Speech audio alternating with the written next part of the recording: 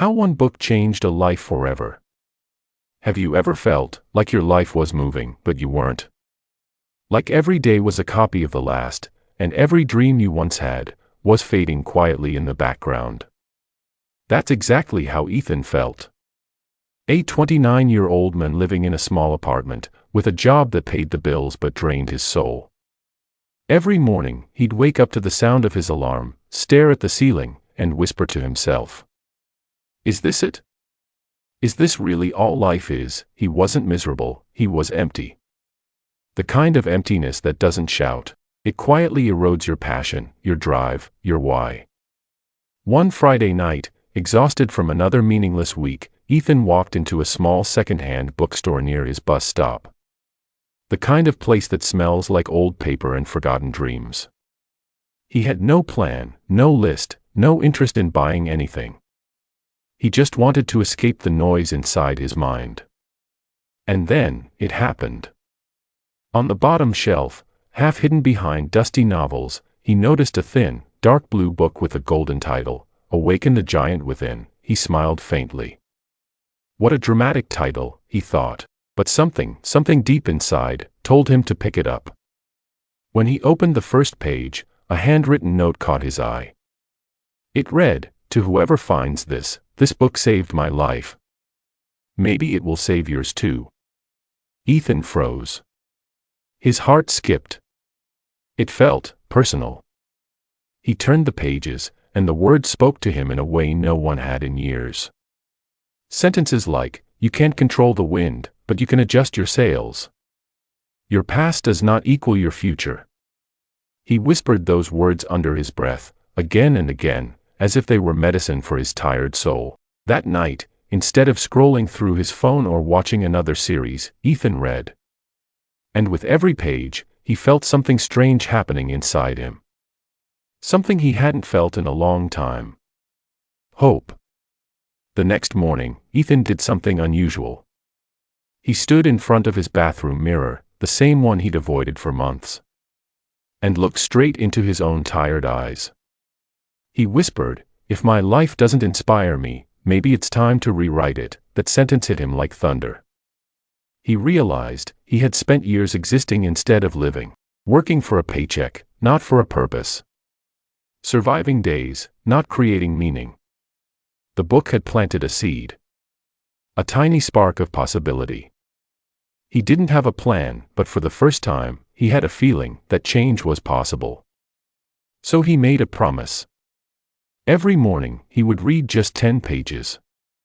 Every day, he would take one small step toward becoming someone he could be proud of. He didn't know it yet, but this one decision would transform everything.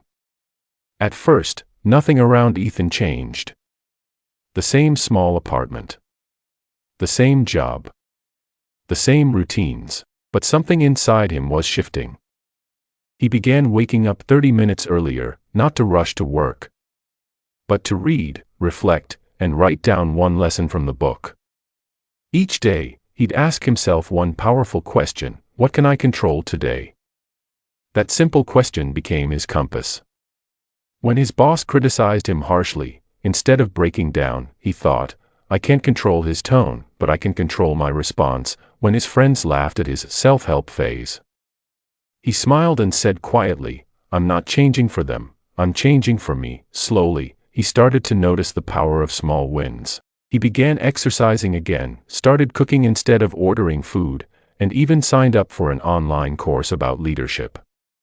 It wasn't dramatic, it was disciplined. And every time he felt like giving up, he would open the book, read the underlined words, and remind himself, repetition is the mother of mastery. The more he read, the more he believed. And belief, as he discovered, was the beginning of becoming. 6 months later, Ethan faced the test that would decide if those lessons were just words or truths. One Friday morning, his manager announced sudden layoffs.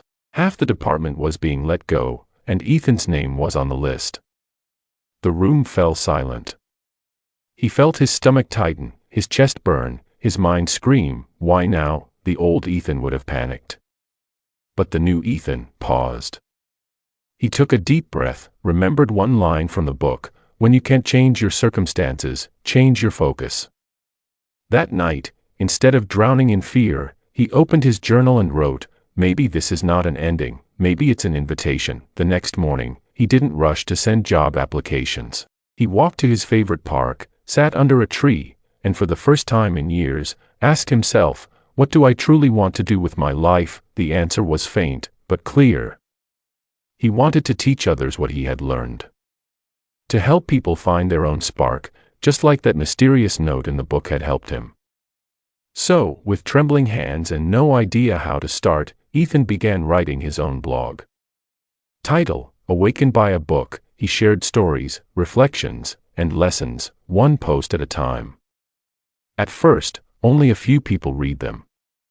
But those few connected deeply, and that connection fueled him more than any paycheck ever did. A year passed.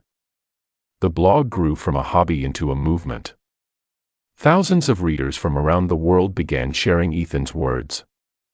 He received messages like, "Your story helped me believe again. I was lost too, thank you for showing me it's not too late." Each message reminded him of that one note inside the old bookstore. And he realized something powerful. One person's healing can become another person's hope. One night, overwhelmed with gratitude, he returned to that same dusty bookstore. The owner recognized him and smiled, "You again? Back for more wisdom?" Ethan nodded, and quietly placed his own small note inside a different book. It said, "To whoever finds this book changed my life.